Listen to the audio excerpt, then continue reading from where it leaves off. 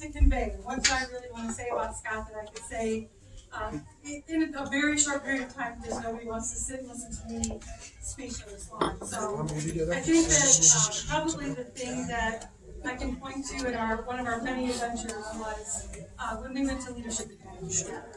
So as brand new board members, we had the opportunity to attend Leadership Academy, and I think that that's probably when I really saw Scott's true leadership qualities shine.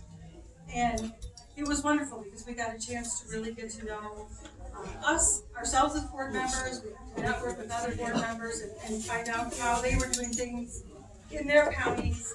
And we could come back and ask some questions about why we do things the way that we do in Kendall County. Not that we wanted to do things like anybody else, because Scott was the first one to jump up and say, we're Kendall County, we do things the way that we do things here because it's what works for us. But I did get to see his passion and his commitment to his constituents, and just got to see what a loyal, hardworking, dedicated leader that Scott was. And so I will tell you that we've carried that through, he's carried that through in every position that he's ever held.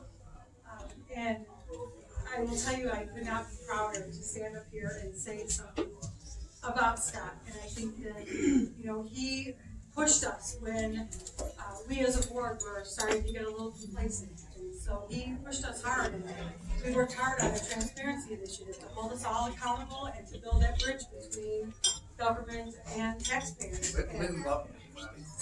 He absolutely loved it. We never had words or anything. But it was great. It was, he will stand up and do the right thing and say the right thing. Not because it's popular, because sometimes, and I think I just got done saying this to somebody here a few minutes ago, sometimes that's the hardest time to stand up for what's right because you're standing alone. And Scott's never afraid to do that. He's not afraid to work tirelessly for what he believes in and for what is right for all of us as taxpayers. He's got good, strong Republican core values, and I will tell you, he stands on those and fights for those. He fights for us, and we need to have him fight for us in whatever your quest is. So I hope you will join me in supporting Scott as he continues to support and protect us as taxpayers.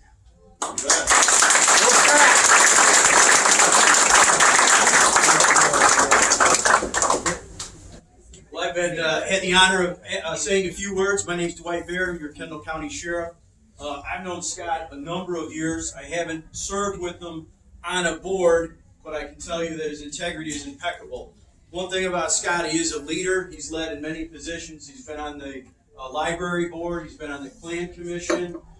He's served as our Central Republican chairman. So he really is deep in Kendall County. He graduated here in high school in Plano, Kendall County. And boy, look at the energy here tonight. Look at the energy here tonight in this room for Scott Gryder as he makes his announcement on what he wants to do in his next step. I think it's all around the room, but I used to be a detective back in the day. That's another reason. Boy, just look at the people in this room. We have the mayor of Yorkville here. We have our next governor of Illinois. And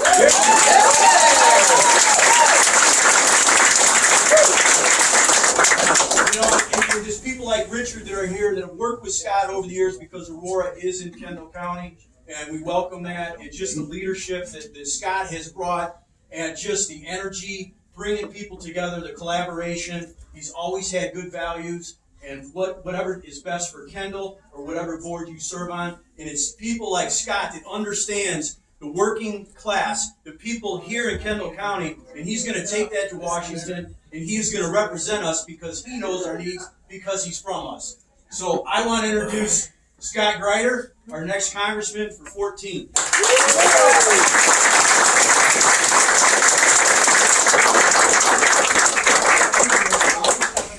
I kind of want to just leave it there. Thanks. As you said, I'm Scott Gryder. I'm your county board chair. But beyond that, I'm also a husband, a father, which is my daughter Reagan, a son, a brother, a cousin, a colleague, a friend, and I invited you all here tonight to announce that I'm running for the nomination for the 14th Congressional District to be your next representative in the United States House of Representatives.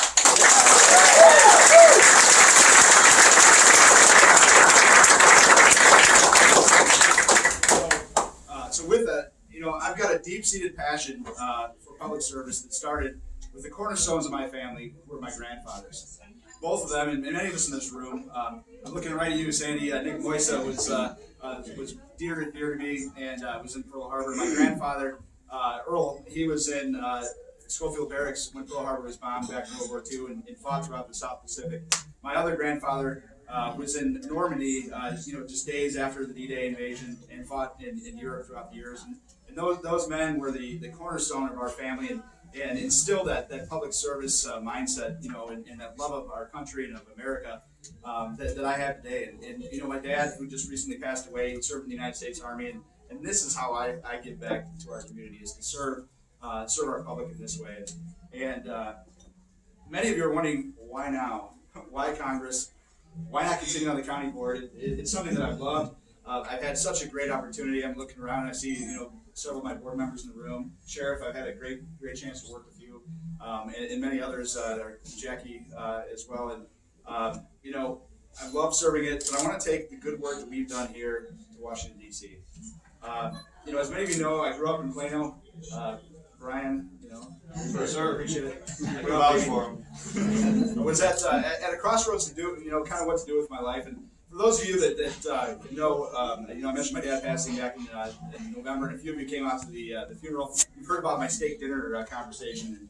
And, I was kind of at a crossroads. I was working in, I was a produce guy. That's where I met Heather. It was produce at Safari Market in Yorkville years ago. And then I went over and worked at the Walmart.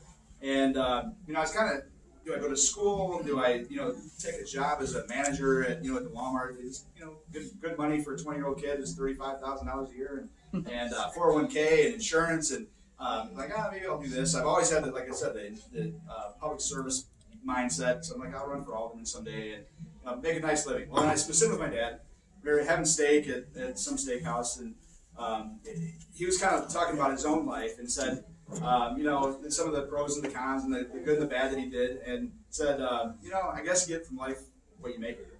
And those words changed the trajectory of my life. Right that second, I knew that I was going to get everything I could out of my life and leave with no regrets. And so that's why I am here right now. It started right then.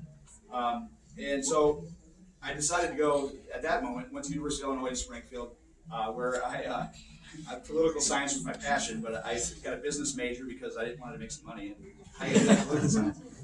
So I did that. But while I was there, I had this awesome opportunity to be an intern for the speaker in Washington, D.C.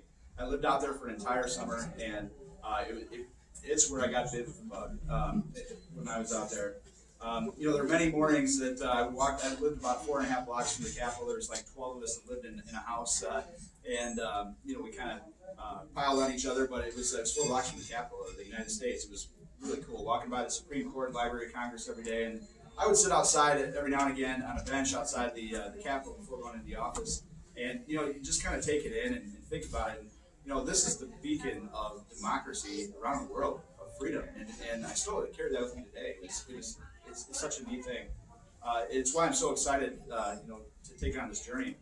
However, I came back to reality, after doing that, and I finished up school. I went to DePaul College of Law, became an attorney, and married my wonderful wife, Heather.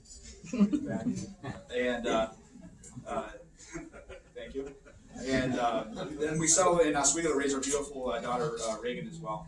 And then I immediately became involved in our community. I became, as Dwight said, the chairman of the Zoning Board of Appeals, of the Planning Commission, the Oswego Library District. I was involved with the downtown redevelopment plan. You name it, if there's a committee or something, I found my way on it. Somewhere or another, and Connie, you're one of them that likes to pull me into those.